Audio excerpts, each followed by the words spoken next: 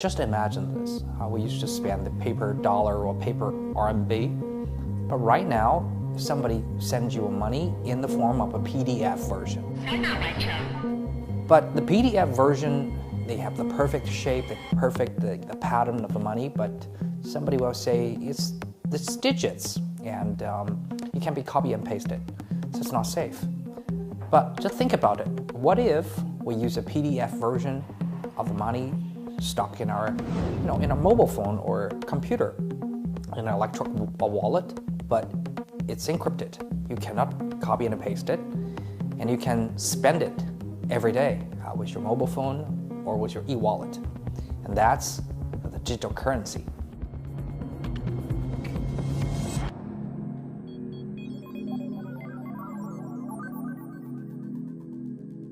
A lot of people are saying, hold on, I'm thinking what you mentioned about is just what I'm doing right now every day. I'm using my telephone to make the payment every day for more than 5 or 8 years. We have Alipay, we have WeChat Pay, we have PayPal, we have the BOA payment. So what's the difference? I think it's actually very easy. What you used to use is we call electronic payment. It's not digital currency. The difference is actually very huge for the bankers, for the central banks, for the government, but basically no difference to you, the consumers. Electronic payment means, well, I have an account on an app in my mobile phone, but the app have a link to the bank where my account is opened. And when I want to pay you, basically I just tap open my app and then I send you the money. But the actual process is that I'm telling my bank to make a payment to your bank account, represented by this barcode. And then your bank is telling your app that you received a certain amount of the payment. So basically is the bank moved the dough from one account, from one room to another, or it just labeled the dough with different owner's name.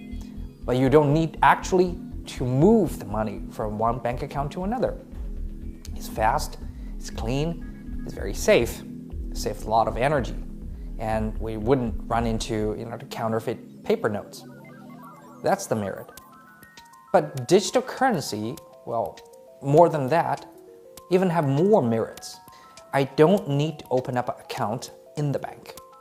I can directly transfer my digital currency to your mobile phone through the Bluetooth, through the radio frequency cards, or through the internet. And the account doesn't rely on the commercial bank. It can be stored exactly in the encrypted SIM card or encrypted chips inside your mobile phone.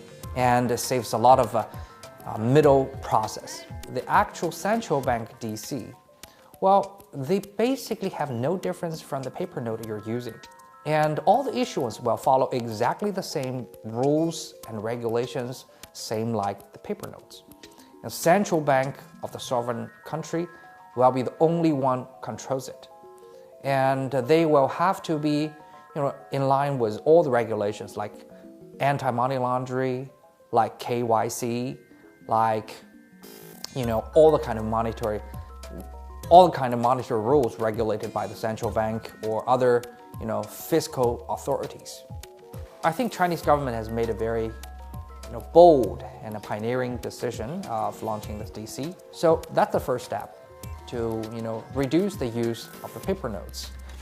Fake paper notes used to be a very, very serious issue for many countries, developed and developing alike. And with electronic payment, nobody can copy and make the fake money anymore. So it saves a lot of trouble and also enables the great development of the online shopping. With a paper note, you cannot shop online, but with electronic payment, you can do that. China is a very, very large country, so it's very hard to help all the citizens to open up a bank account in the bank. Therefore, we should give them an opportunity. With DC, right now, you don't need to open up a bank account. with a legal ID card, you can open up one of a DC payment account in a central bank. Well, they probably will have some limit on the payment amount each day, but at least you will enjoy the handiness and convenience of shopping online or calling an Uber. And they can also start their own small businesses like a street stand. They finally can receive the money through their mobile phone. They will be a good thing for the vulnerable people, the lagging behind people in the society. That's the reason why China wanted to pioneer this endeavor. And I think they're still trying to perfect all the systems.